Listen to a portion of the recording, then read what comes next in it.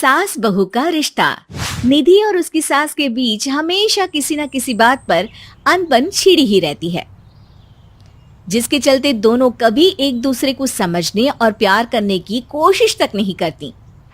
अरे मेरे तो भाग ही फुट गए जो ऐसी बहू मिली। हाय, मेरी तो जिंदगी बर्बाद हो गई।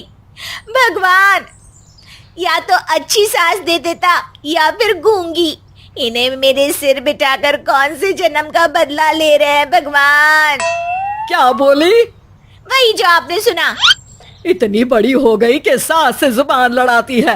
अरे यही सीख कर आई है क्या मायके से? अरे नहीं नहीं, उसके लिए तो ससुराल ही काफी है। मेरी सास ने मुझे बहुत अच्छे से जुबान लड़ाना सिखाया है। हाँ। सास बहू की तीखी नोक झोंक चल ही रही होती है कि दीपू वहां आ जाता है। रिश्ता करते हुए पति पत्नी की जगह सास बहू की कुंडली मिलानी चाहिए, क्योंकि अगर सास बहू का रिश्ता अच्छा नहीं तो उनका पता नहीं, पर पति की जिंदगी तो पक्का झंड है। मुझे अपने सामने कोई झगड़ा नहीं चाहिए। बस करो दोनों। दोनों शांत होकर अपने अपने काम में बिजी हो जाती हैं। दीपू ऑफिस चला जाता है, जिसके थोड़ी ही देर में दीपू की बहन कल्पना का फोन आता है। अरे कैसी है रे बेटा? ससुराल में सब बढ़िया है ना? कोई तुझे परेशान तो नहीं करता? सास की बात सुनकर पास खड़ी निधि हंसकर कहती है अरे वाह रे ऊपर वाले, खुद बहू को शांति से सांस भी नहीं लेने देती और बेटी से पूछ रही है कोई परेशान तो नहीं करता।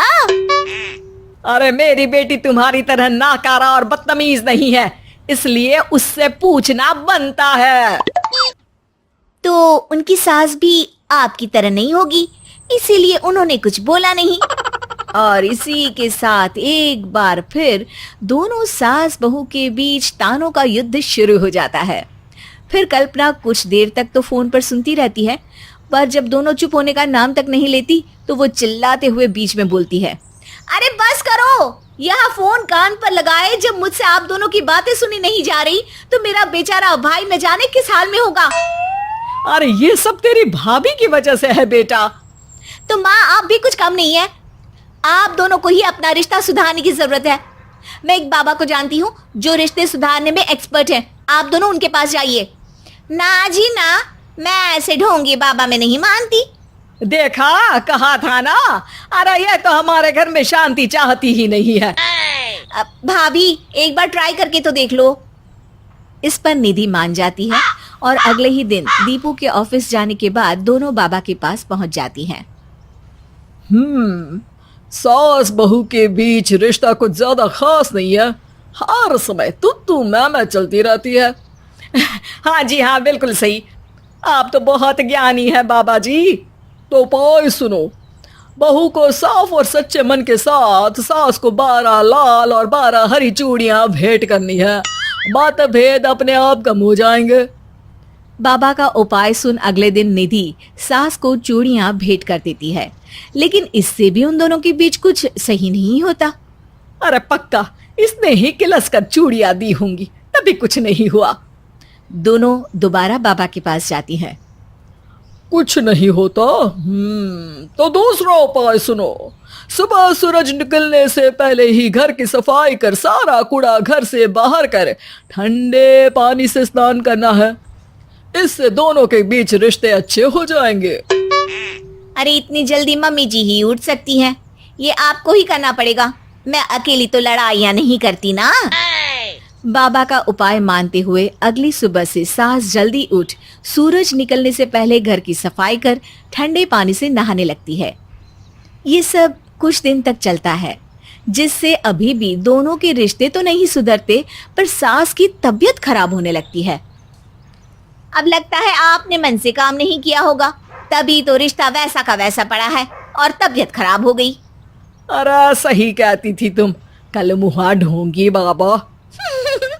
देर आए पर दुरुस्त आए। चलो आराम करो आप। अब निधि बाकी काम छोड़ सास की सेवा करने लगती है।